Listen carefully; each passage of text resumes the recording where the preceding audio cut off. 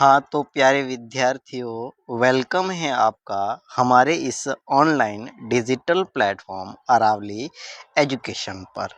आज मैं आपको इस वीडियो के अंदर आपकी 5 अप्रैल 2025 को हुई कक्षा 12वीं की हिंदी साहित्य बोर्ड परीक्षा का जो आज पेपर हुआ है, उसका सॉल्यूशन है वो यहाँ पे मैं आपको बताने वाला हूँ। मैं आपको यहाँ पर कंप्लीट सॉल्यूशन है वो बताऊँगा, यानी कि क्वेश्चन नंबर फर्स्ट से लेकर के आपके प्रश्न लास्ट तक सारे आंसर है यहाँ आपको मिलेंगे, और वो सारे आंसर 100% राइट है आंसर बताऊंगा मैं। ओके, तो सारे प्यारे विद्यार्थी अगर हमारे इस चैनल पर, हमारे इस प्लेटफॉर्म पर पहली बार आए हैं तो हमारे इस online digital platform Aravali education को सब्सक्राइब कर दे और वीडियो को लाइक कर दे, क्योंकि हम लोग इसके अंदर आपके सॉल्यूशन बताने वाला हो। तो प्यारे विद्यार्थी सारे इस चैनल को सब्सक्राइब जरूर करें। तो चलो करते हैं आपके इस पेपर के सॉल्यूशन की शुरुआत। यह है आपका पेपर जो कि 3 घंटे 15 मिनट और 80 नंबर का पेपर था। तो चलते हैं अपने इस सॉल्यूशन की तरफ। तो यहाँ पे इसके लिए कुछ जनरल इंस्ट्रक्शंस थे जो कि अभी आपको देखना नहीं है, यहाँ पे मैं आपको डायरेक्ट इसके आंसर बताऊंगा। तो फर्स्ट आपका क्वेश्चन है सेक्शन ए के अंदर, ठीक है ना, खंड अ के अंदर, जो कि एमसीक्यूज बेस्ड था, यानी कि 1 से लेकर के 15 प्रश्न थे, वो सारे एमसीक्यूज थे, मल्टीपल चॉइस क्वेश्चन थे। तो यहाँ पे पहला प्रश्न है आपका, प्रश्न नंबर फर्स्ट है कि सूर्य पुलिस में न जाएगा, रो धोकर चुप हो जाएगा, सूरदास की झोपड़ी पाठ में यह कथन किसने कहा? तो यहाँ पे इसका राइट आंसर रहने वाला है वो है आपका ऑप्शन अ, भैरव। नेक्स्ट आपका प्रश्न नंबर 2, सूरदास राख में क्या खोज रहा था? घड़ा, ईट, पोटली या लोटा? तो यहाँ पे इसका सेकंड का राइट आंसर रहेगा वो है आपका ऑप्शन श, यानी कि पोटली। नेक्स्ट है प्रश्न नंबर 3। प्रश्न नंबर 3 है, बिस्कोहर में किस पेड़ के फूल को सूंघने से बर्रे ततैया का डंक झड़ गया? तो यहाँ पे इसका राइट आंसर रहेगा इसका नीम, बेर, गुड़हल या आम? तो यहाँ पे इसका तीसरे का राइट आंसर रहेगा वो है आपका ऑप्शन ब, यानी कि बेर। नेक्स्ट बढ़ते हैं अगले प्रश्न की तरफ। प्रश्न नंबर 4। प्रश्न नंबर 4 है आपका कि मालवा में औसत बारिश मानी जाती है। तो यहाँ मालवा में कितनी औसत बारिश मानी जाती है? 35 इंच, 50 इंच, 60 इंच या 75 इंच? तो यहाँ पे इसका राइट आंसर रहेगा आपका प्रश्न नंबर 4 का वो है आपका ऑप्शन ब, यानी कि 50 इंच। नेक्स्ट है आपका प्रश्न नंबर 5। प्रश्न नंबर 5 है, समाचार पत्र जनसत्ता का संपादन व उसे सामाजिक सरोकार से जोड़ने वाले हैं।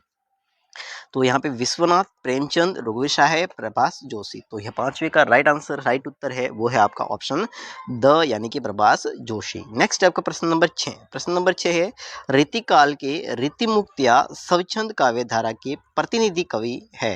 तो विद्यापति, घनानंद, तुलसीदास या जायसी? तो यहाँ पे इसका जो राइट आंसर रहेगा 6 का वो है आपका ऑप्शन ब, यानी कि घनानंद। नेक्स्ट आपका प्रश्न नंबर 7। कीर्तिलता और कीर्ति पताका के रचनाकार है? तुलसीदास, जायसी, घनानंद या विद्यापति? तो यहाँ पे 7 नंबर का सही उत्तर है, एकदम राइट उत्तर है वो है आपका ऑप्शन नंबर द, यानी कि विद्यापति। नेक्स्ट आपका बढ़ते हैं अगले प्रश्न की तरफ। प्रश्न नंबर 8। प्रश्न नंबर 8 है आपका ओके, भाग्य रेखा व भटकती राग के रचनाकार है? रघुवीर शाह, केदारनाथ सिंह, भीष्म साहनी या निर्मल वर्मा? तो 8 का सही उत्तर है वो है आपका ऑप्शन द, यानी कि निर्मल वर्मा। प्रश्न नंबर 9।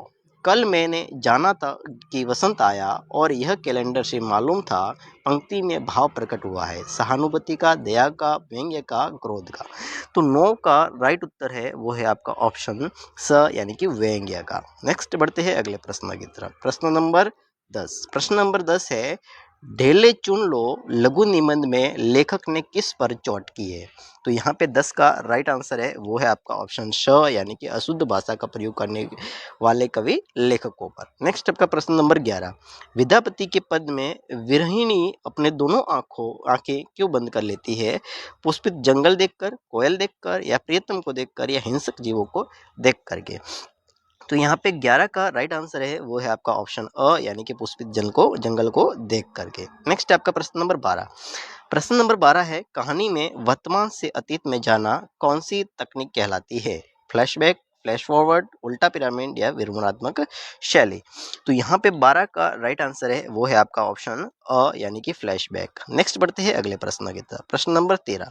भरत मुनि के काव्य शास्त्र के अनुसार नाटक के हर एक अंक की अवधि कम से कम होनी चाहिए? 20 मिनट, 48 मिनट, 70 मिनट या फिर 90 मिनट।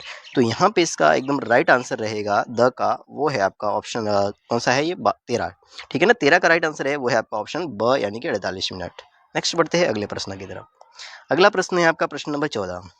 जो प्रश्न नंबर 14 है कि जब तक खबर के दृश्य नहीं आते, एंकर दर्शकों को रिपोर्ट से किसी जानकारी के आधार पर सूचनाएं पहुंचाता है, इसे कहते हैं anchor visual, phone in, anchor package या ड्राई एंकर। तो यहाँ पे 14 का राइट आंसर है वो है आपका ऑप्शन द यानी कि ड्राई एंकर। नेक्स्ट आपका प्रश्न नंबर 15। प्रश्न नंबर 15 है जनसंचार के आधुनिक माध्यमों में सबसे पुराना माध्यम कौन सा है? रेडियो, टेलीविजन, समाचार पत्र, इंटरनेट, पत्रिका।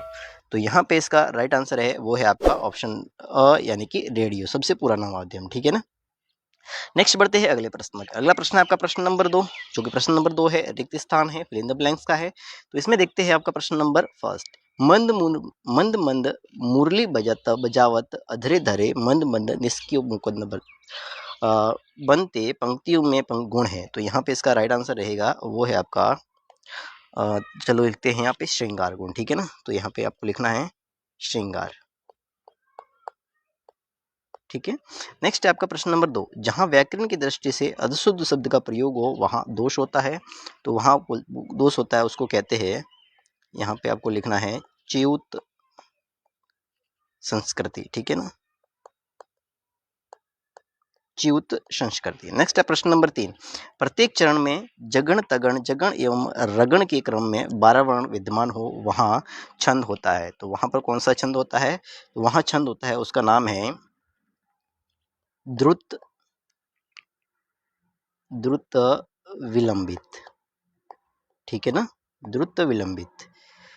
नेक्स्ट है आपका प्रश्न नंबर 4 कि 56 छंद की अंतिम 2 पंक्तियां छंद की होती है। तो वो कौन से छंद की होती है? तो यहाँ पे आपको लिखना था उल्लास, वो होती है उल्लास की। नेक्स्ट है आपका प्रश्न नंबर 5। प्रश्न नंबर 5 है चुपचाप खड़ी थी वृक्ष पांत सुनती जैसे कुछ निज बात पंक्ति में अलंकार है। तो यहाँ पे जो अलंकार है वो है आपका श्लेष अलंकार, इसमें है आपका श्लेष अलंकार। नेक्स्ट है आपका प्रश्न नंबर 6। जो प्रश्न नंबर 6 है वो है आपका कि कारण के उपस्थित होने पर जब कार्य न हो वर्णित किए जाते हैं तब अलंकार होता है। तो उसको बोलते हैं, इसको बोलते हैं विशेषोक्ति विशेषोक्ति अलंकार, या फिर इसका एक और आंसर है जिसको हम बोलते हैं विभावना अलंकार, ठीक है ना। दोनों में से जो आपने लिखा है वो सही है, ठीक है ना, सिर्फ दोनों में से, दूसरा सही नहीं है। नेक्स्ट आपका प्रश्न नंबर 3। तो यहाँ पर तो ये आपका गद्यांश है, तो यहाँ तो इसको मैं बता नहीं सकता, ये आपको उसमें ही लिखना पड़ेगा। और इसका शीर्षक है तो वो तो बच्चे अपने अनुसार कुछ भी हो सकता है। नेक्स्ट है प्रश्न नंबर 4 और उसके बाद इसका भी आंसर बता नहीं सकते। और खंड ब के अंदर आपका प्रश्न नंबर 5 ये आपकी बुक का है।